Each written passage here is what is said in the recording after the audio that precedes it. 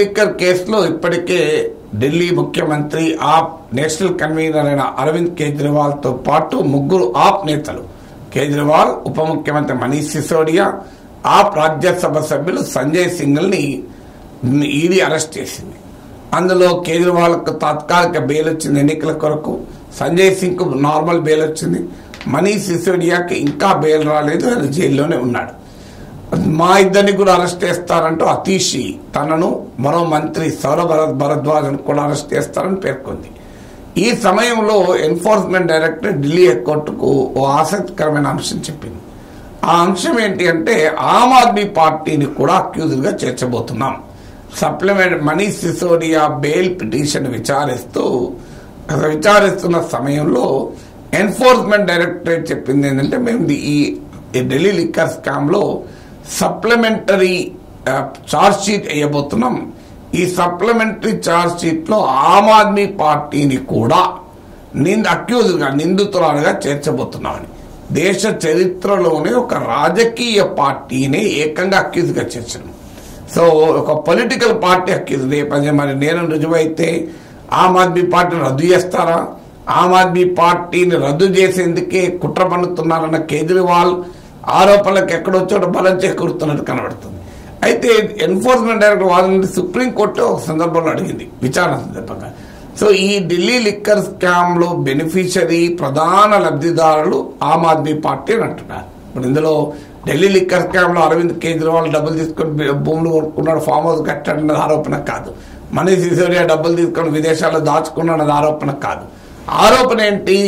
Delhi liquor పాలసీని కొంతమంది మద్యం వ్యాపారులకు అనుకూలంగా రూపొందించి ఆ మద్యం వ్యాపారుల దగ్గర 100 కోట్ల డబ్బు తీసుకొని అది గోవా, గుజరాత్, పంజాబ్ ఎన్నికల్లో ఖర్చు పెట్టారన్నది ఆరోపణ. అందువల్ల ఇక్కడ బెనిఫిషరీ అరవింద్ కేజ్రీవాల్, మనీష్ సిసోడియా వ్యక్తిగతంగానే ఈడీ కూడా ఆరోపించలేదు. ఇంట్రెస్టింగ్ ఏంటంటే ఇది ఆమ్ ఆద్మీ పార్టీ అనే పార్టీకి ఎన్నికల ఖర్చుకు వాడారు అని. అప్పుడు సుప్రీంకోర్టు ప్రశ్న అడిగింది, మరి అలాంటప్పుడు ఆమ్ ఆద్మీ పార్టీని ఎందుకు అక్యూజ్డ్గా లేదు మీ ఛార్జ్ షీట్ లో? మీరే చెప్తున్నారు Aam Aadmi Party the main beneficiary అని. మరి ఆ రాజకీయ పార్టీ బెనిఫిషరీ అయినప్పుడు మరి ఆ రాజకీయ పార్టీ ఇందులో అక్యూజ్ కాదు కదా అని సుప్రీంకోర్టు అనుమానాన్ని వ్యక్తం చేసింది. అయితే సుప్రీంకోర్టు ఆ తర్వాత క్లారిఫై కూడా చేసింది, మా ఉద్దేశము ఆమ్ ఆద్మీ పార్టీని చేర్చమని కాదు, ఆమ్ ఆద్మీ పార్టీని ఇంప్లికేట్ చేయమనేది మా ఉద్దేశం కాదు, మేము ఓన్లీ లీగల్ క్వశ్చన్ రైజ్ చేశాం. ఎందుకంటే పదే ఈడీ తరఫున లాయరు ఆమ్ ఆద్మీ పార్టీ ఈ ఢిల్లీ లిక్కర్ స్కామ్ ప్రొసీడ్స్ దానిలో లాభాలు పొందింది అని ఆరోపణ చేస్తున్నారు కనుక ఒక లీగల్ క్వశ్చన్ మరి ఆరోపణ చేసినప్పుడు ఆ పలానా రాజకీయ పార్టీ లాభం పొంది అని మీరు ఆరోపిస్తున్నప్పుడు ఆ రాజకీయ పార్టీని ఎందుకు అక్యూజ్గా ఛార్జ్ షీట్ లో లేదు అన్న లీగల్ క్వశ్చన్ మాత్రమే మేము వేసామని సుప్రీంకోర్టు తర్వాత క్లారిఫై కూడా చేసింది. కానీ ఇప్పుడు ఎన్ఫోర్స్మెంట్ డైరెక్టరేట్ ఏకంగా ఆమ్ ఆద్మీ పార్టీని కూడా ఈ కేసులో అక్యూజ్డ్ గా చేరుస్తూ సప్లిమెంటరీ ఛార్జ్ షీట్ వేయబోతోంది. మరి దీని ఇంప్లికేషన్స్ ఏంటి? ఇప్పటికే కాంగ్రెస్ ఖాతాలను బ్యాంక్ ఖాతాలను స్తంభించారు. ఇప్పుడు ఆమ్ ఆద్మీ పార్టీ బ్యాంక్ ఖాతాలను స్తంభింపజేస్తారా? ఆమ్ ఆద్మీ పార్టీ నేరస్తులుగా రుజువు చేసి ఒక రాజకీయ పార్టీ గుర్తింపుని రద్దు చేస్తారా? ఇదంతా ఫస్ట్ టైం. దేశ చరిత్రలో అనేక కుంభకోణాలు జరిగాయి, అనేక పార్టీల పాలనలో కుంభకోణాలు జరిగాయి.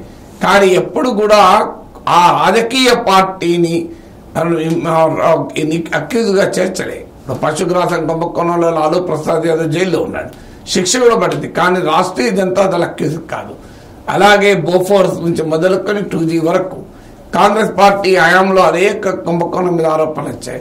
ఇందులో ఎక్కడా కూడా కాంగ్రెస్ పార్టీని అక్యూజ్గా చేర్చలేదు. అందువల్ల రాజకీయ పార్టీని అక్యూజ్గా చేర్చి ఎన్ఫోర్స్మెంట్ డైరెక్టరేట్ కొత్త చరిత్ర సృష్టించబోతోంది. దీని ఇంప్లికేషన్స్ ఏంటనేది మనం మరింత వైడర్ గా స్టడీ చేయాల్సిన అవసరం ఉంది.